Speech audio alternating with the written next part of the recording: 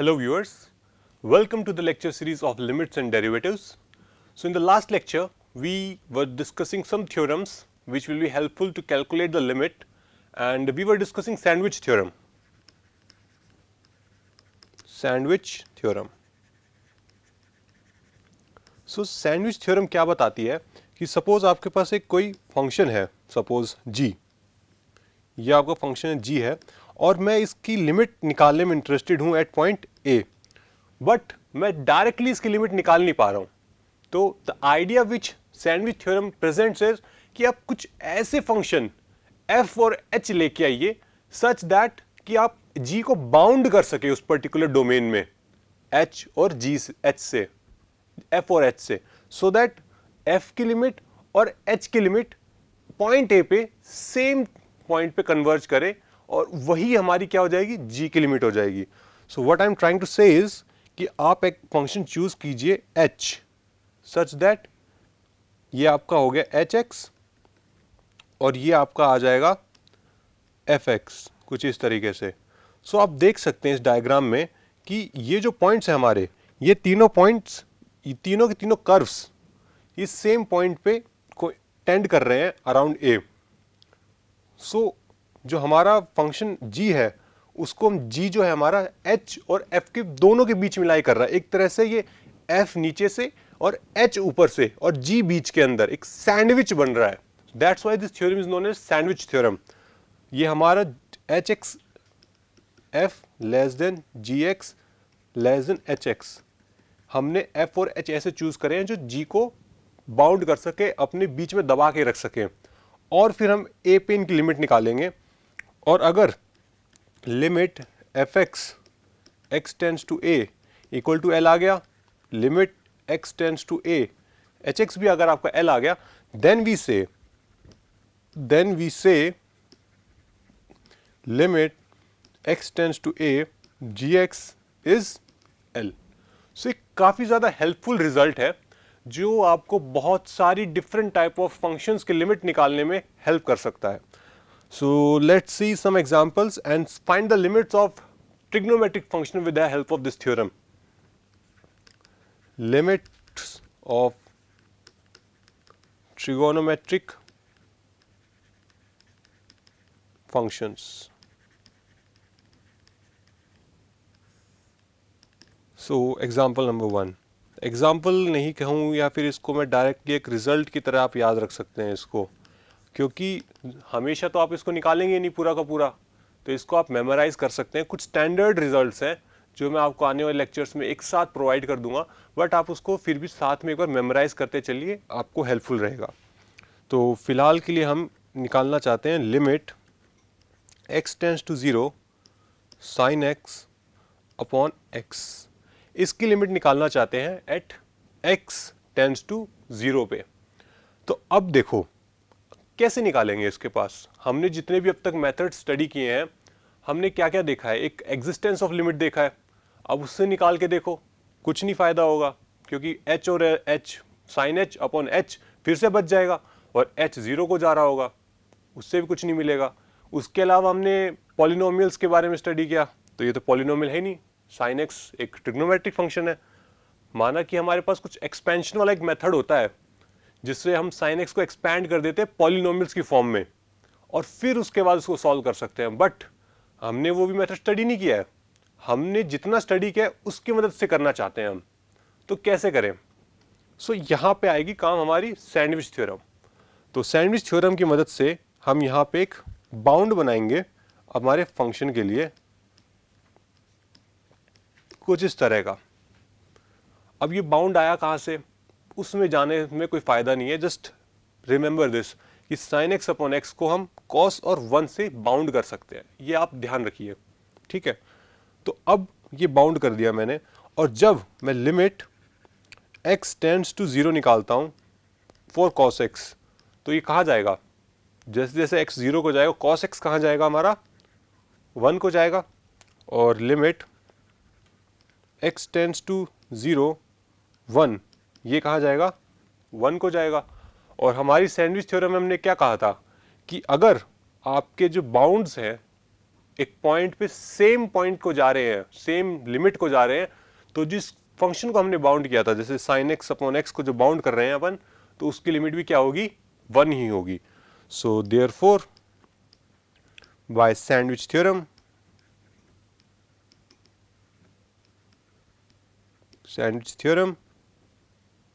Limit x tends to 0 sine x upon x is equals to 1. ये एक standard result है, बहुत ही इंपॉर्टेंट रिजल्ट है. You must learn this.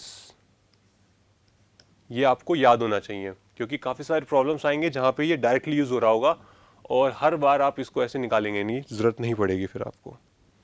तो एक और एग्जांपल देखते हैं.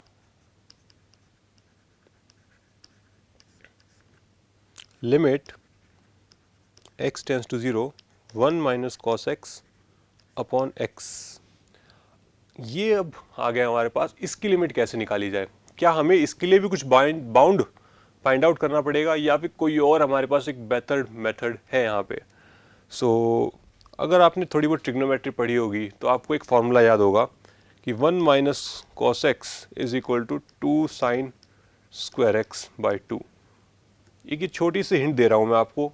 इस हिंट की मदद से एक बार सोचने की कोशिश कीजिए कि इसको यूज़ करके हम किस तरीके से इस फंक्शन की लिमिट निकाल सकते हैं. Try to think. जब तक आप सोचेंगे नहीं, खुद से कोशिश नहीं करेंगे, तब तक आपको क्लियर नहीं होगा. So try to think how we will do this. So we will directly replace this with this formula sine 2 sine square x by 2 upon x. अब हमने तो पीछे पढ़ा था किसके बारे में?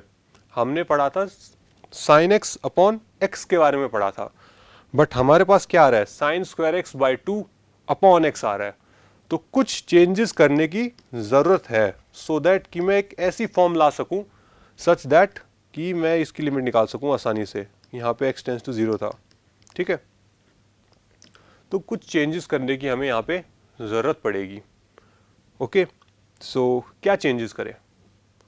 हमें यहाँ पे देख सकते हैं, अंदर थोड़ा सा ऑब्जर्व करें तो यहाँ पे x बाई 2 है हमारे पास, और यहाँ पे x है, और यहाँ पे x है. दोनों जगह पे सेम क्वांटिटी है, बट जो हमारा यहाँ पे है ना, ये सेम नहीं है. और ये पावर में भी 1 है और ये पावर में भी 2 हो गया. तो काफ़ी सारे चेंजेस करने की ज़रूरत है. सबसे पहले तो एक काम करते हैं, अपन पावर हटाते हैं. तो पावर में से 1 हटाते हैं, एक 2 हटाते हैं, और अपन यहाँ पे सिंपल एक ही रखते हैं, power sine x by 2. Power तो एडजस्ट हो गई हमारी. अब हमें क्या करना है? हम चाहते हैं कि ये जो साइन के अंदर जो हमारा जो थीटा है वो सेम हो लाइक डिनोमिनेटर. हमारे पास डिनोमिनेटर में x है और साइन के अंदर x बाई 2 है. अब x बाई 2 को तो x नहीं बना सकते अपन, बट x को तो x बाई 2 बना सकते हैं. मतलब डिनोमिनेटर में जो x है उसको तो चेंज कर सकते हैं ना. तो एक काम करते हैं, 2 लेके आते हैं किसी ना किसी तरीके से. यहाँ पे इन्होंने एक 2 दिया हुआ है, देखो अपने पास. सो क्या मैं इसको नीचे ले आऊँ? अगर मैं इसको नीचे ले आऊँगा तो ये क्या बन जाएगा? Sine x by 2 upon x by 2 into sine x by 2. So अब देखो, ये वाली जो क्वांटिटी है ये एग्जैक्ट सेम आ रही है अपनी, लाइक दिस. अब ये डायरेक्ट स्टैंडर्ड फॉर्म आ गई हमारे पास, इसके डायरेक्ट रिजल्ट है. तो और ये वाली चीज़ के लिए हमें बॉदर करने की ज़रूरत ही नहीं है, क्योंकि हमारी दिक्कत कब आती है? हमारी दिक्कत तब आती है जब डिनोमिनेटर में 0 आ जाता है. और डिनोमिनेटर में 0 किसकी वजह से आ रहा है? x बाई 2 की वजह से आ रहा है. और उसको तो हमने एडजस्ट कर ही दिया अपने जो स्टैंडर्ड रिजल्ट से. जो स्टैंडर्ड रिजल्ट अभी हमने देखा उसकी मदद से इसको एडजस्ट कर दिया, और इसकी कोई दिक्कत ही नहीं है अपने को. तो अब इसकी लिमिट कैसे निकालेंगे अपन? So this will be x tends to 0 sine x by 2 upon x by 2 into sine x by 2. Algebra of limits में हमने क्या पढ़ा था कि इनके स्प्लिट कर सकते हैं इस लिमिट को अपन.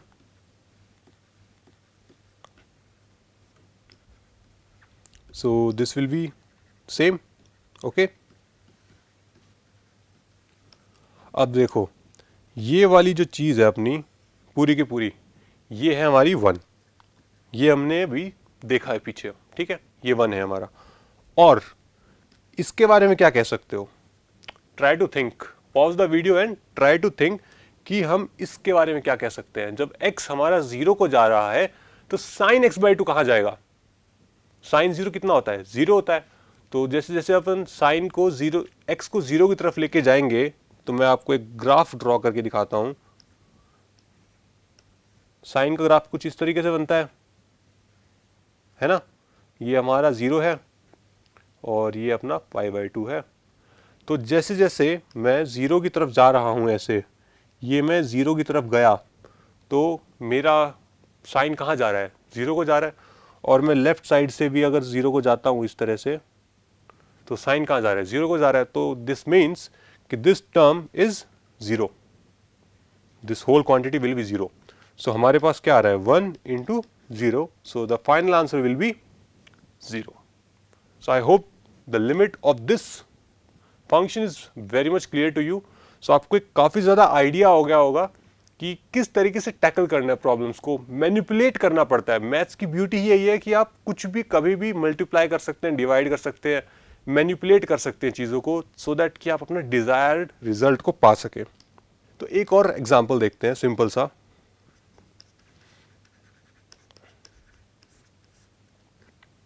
Limit x tends to 0 sine 4x upon sine 2x।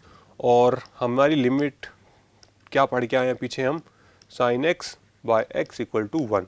ये सेम फॉर्मूले को लगाने वाले हैं अपन, तो काफ़ी सारे मैनिपुलेशंस करने पड़ेंगे यहाँ पे भी। तो देखते हैं। तो सबसे पहले तो हमें यहाँ पे ज़रूरत है एक x की, क्योंकि यहाँ पे x नहीं है, सिर्फ x की ज़रूरत है, हमें 4x की ज़रूरत है।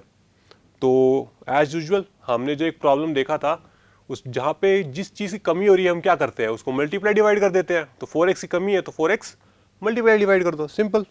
सो multiply and divide by 4x।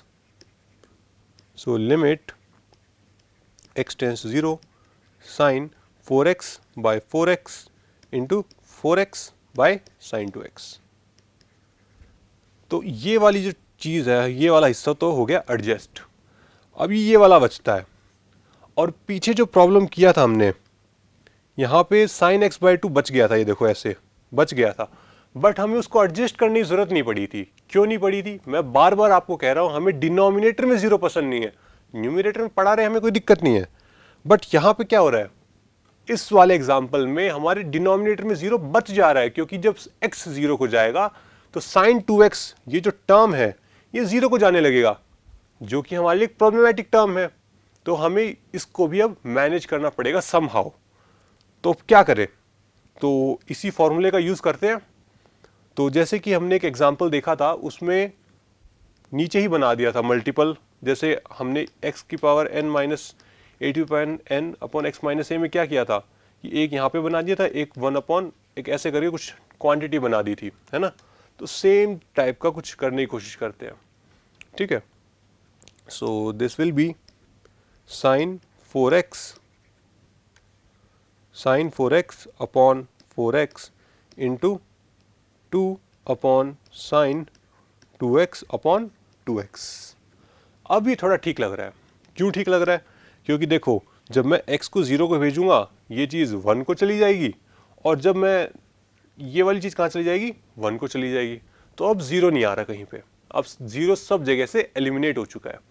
तो अब मैं इसको सॉल्व कर सकता हूँ आसानी से। तो अब मैं लगाता हूँ limit x tends to 0 sine 4x by sine 2x will be equal to limit x tends to 0 sin 4x by 4x into 2 upon limit x tends to 0 sin 2x by 2x। और ये जो मैं distribution कर रहा हूँ limit का function के अंदर ऐसे मल्टीप्लाई में, डिवीजन में, ये कैसे कर पा रहा हूँ? एलजेब्रा ऑफ लिमिट्स की मदद से। तो ये वाली चीज़ पूरी की पूरी हो जाएगी 1, ओके। और ये वाली जो चीज़ है, ये डिनोमिनेटर में ये वाली, ये भी 1 हो जाएगी। तो ये क्या बचेगा? 1 इंटू 2 अपॉन 1। सो आपका फाइनल आंसर कितना आ जाएगा? 2. So okay, so let's see one more example.